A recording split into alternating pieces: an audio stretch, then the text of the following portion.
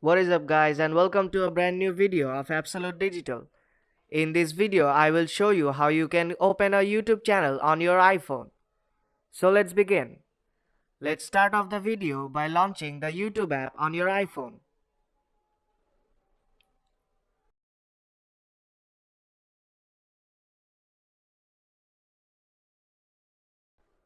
Now tap on the profile icon on top right corner.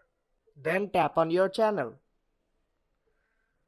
Now it will ask you to name your channel. I'll just keep everything like as it is. And then tap on create channel. And your channel is now created.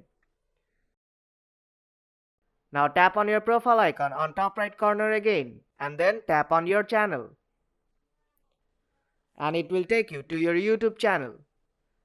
And that is how you can create your YouTube channel from your iPhone within a few minutes.